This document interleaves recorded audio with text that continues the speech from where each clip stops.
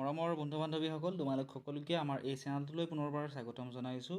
আজিৰ এই ভিডিঅ'টিত DLED এডমিশ্যনৰ ৰিলেটেড কেইটামান কুৱেশ্যন আলোচনা কৰিম। তোমালোকৰ বহুতেই এই কুৱেশ্যনকেইটা সুধি আছিলা। প্ৰথম কুৱেশ্যনটো আছিল যে ফাৰ্ষ্ট ৰাউণ্ডৰ ৰিজাল্ট কেতিয়া দিব, ডকুমেণ্ট ভেৰিফিকেশ্যন কেতিয়া হ'ব, এডমিশ্যন ফিজ কিমান দিব লাগিব, প্ৰাইভেটত কিমান, গভমেণ্টত কিমান, vacancy list and cut off mark কেতিয়া পাব্লিছ হ'ব। গোটেইকেইটা প্ৰশ্নৰ তোমালোকে উত্তৰ আজিৰ এই ভিডিঅ'টিত পাবা। ভিডিঅ'টি শেষলৈকে চাই থাকিবা। স্ক্ৰীনত দেখিবলৈ পাইছা ইয়াতে লিখা আছে schedule for admission process of 2 year diploma in elementary education DLED course for the year 2024-26। ইয়াতে ইম্পৰ্টেণ্ট ডেটসমূহ দিয়া আছে। এক চিৰিয়েল নম্বৰ 1ত দিছিলে ছাবমিশ্যন অফ অনলাইন এপ্লিকেশ্যন, অৰ্থাৎ তোমালোকৰ অনলাইন এপ্লিকেশ্যন ষ্টাৰ্ট হৈছিলে 22/7/2024 পৰা 16/2024লৈকে। ডাউনলোডিং অফ এডমিট কাৰ্ড তোমালোকে 1/9/2024 পৰা ডাউনলোড কৰিব পাৰিছিলা। আৰু date of P entry test এক্সামটো তোমালোকৰ 8/9/2024 তাৰিখে হৈছিল। Date of declaration of result, অৰ্থাৎ যোৱাকালি তোমালোকৰ 5টামান বজাত ৰিজাল্টটো দিছিলে। এতিয়া নেক্সট চোৱা অনলাইন কাউন্সিলিং ফাৰ্ষ্ট ফেজ, বহুতকেইটা ফেজতটো যিহেতু হ'ব, গতিকে first phase, second phase, third phase এনেকুৱা ধৰণে। গতিকে তোমালোকৰ আজিৰে পৰা ষ্টাৰ্ট হৈছে। আজি যিহেতু 24 তাৰিখ, 24/9/2024 পৰা 27 তাৰিখলৈকে, 27/9/2024লৈকে।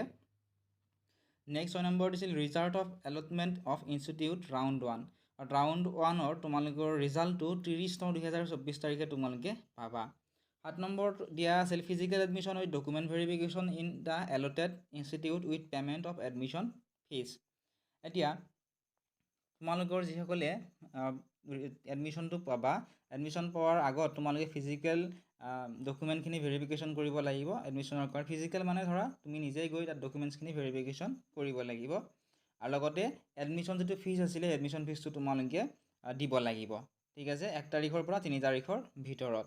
নেক্সট আছে online submission of admission report and vacancy list by the respective institute.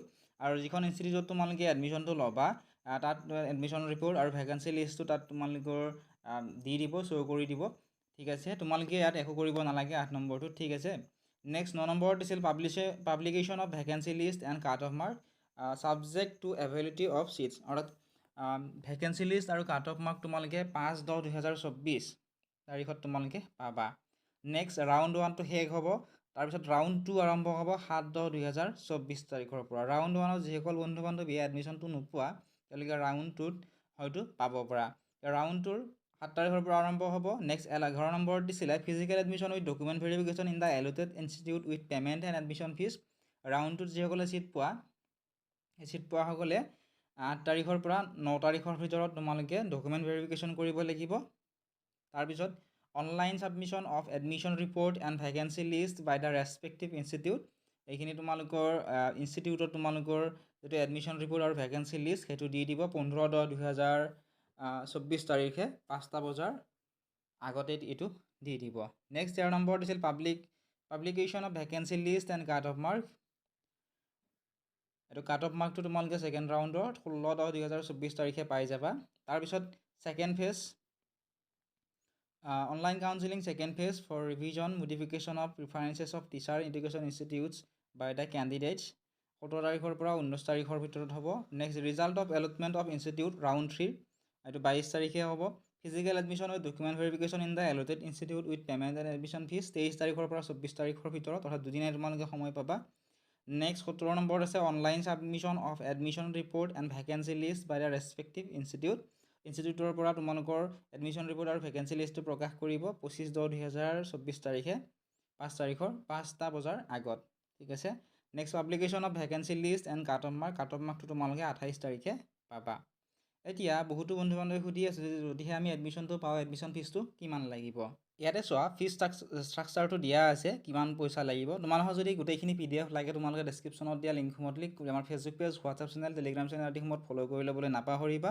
তাত তোমালোকে ইয়াৰে PDF-খিনি পাবা। এতিয়া চোৱা প্ৰথমতে আমি চাওঁ গভমেণ্টৰখিনি। গভমেণ্টৰ হৈছে এডমিশ্যন ফিজটো হৈছে 150 টকা, তাৰপিছত টিউশ্যন ফিজ হৈছে 1200 টকা, 1 মাহত 100 টকাকৈ গভমেণ্টত। ঠিক আছে, নেক্সট B নম্বৰত আছে ইলেক্ট্ৰিচিটি ফিজ। ইলেক্ট্ৰিচিটি ফিজ হৈছে তোমালোকৰ 600 টকা, 50 টকাকৈ প্ৰত্যেক মাহত নন হোষ্টেল হোষ্টেলত নথকাসকলৰ কাৰণে, আৰু হোষ্টেলত থকাসকলৰ কাৰণে পাৰ মান্থত 1 মাহত 75 টকাকৈ 900 টকা। ঠিক আছে, চি নম্বৰত আছিলে এক্সামিনেশ্যন ফিজ তোমালোকৰ 2000 টকা এটা ছেমিষ্টাৰত।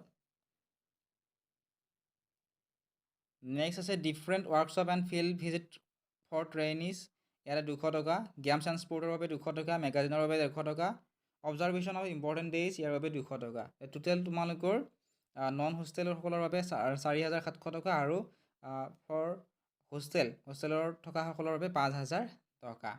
ঠিক আছে। নেক্সট আমি চাওঁ আহা প্ৰাইভেটৰখিনি। প্ৰাইভেটত কিমান পইচা দিব লাগিব। এডমিশ্যন ফিজ হৈছে প্ৰাইভেটত 2000 টকা, টিউশ্যন ফিজ হৈছে 21600 টকা, 1800 টকা এক মাহত টিউশ্যন ফিজ। ঠিক আছে। কলেজ ডেভেলপমেণ্ট ফিজ হৈছে 5000 টকা, গেমছ এণ্ড স্পৰ্টছ ফিজ হৈছে 1000 টকা, লাইব্ৰেৰী ফিজ 1000 টকা, ইলেক্ট্ৰিচিটি ফিজ 600 টকা, ফেষ্টিভেল ফাংচন ফিজ হৈছে 1000 টকা, এক্সামিনেশ্যন ফিজ হৈছে 1000 টকা আৰু 100 টকাকৈ পাৰ পেপাৰ এডিশ্যনেলি ফৰ ৰিপিটাৰ্ছ। ঠিক আছে। যিসকল ৰিপিটাৰ থাকে অৰ্থাৎ যাৰ পৰীক্ষা হয়তো বেয়া হয় বা তেনেকুৱা ধৰণৰ ৰিপিটাৰসকলৰ বাবে 100 টকা এক্সট্ৰাকৈ দিব লাগিব ৰিপিটাৰসকলে। মেগাজিন ফিজ হৈছে 300 টকা, কমন ৰুম ফিজ হৈছে 500 টকা, টোটেল হৈছে 36000 টকা। আৰু এই যিটো 36000 টকা এইটো হৈছে 1 বছৰৰ কাৰণে, আৰু 2 বছৰৰ হ'লে ইয়াৰে ডাবল হ'ব। আশা কৰিছোঁ তোমালোকে সদায় প্ৰত্যেকটো প্ৰশ্নৰ উত্তৰ পালা। ইয়াৰ বাহিৰেও যদি তোমালোকৰ কিবা জানিবলগীয়া থাকে কমেণ্ট ছেকশ্যনত সুধিব পাৰিবা। চেনেলটো যদি ছাবস্ক্ৰাইব কৰা নাই ছাবস্ক্ৰাইব কৰি দিবা।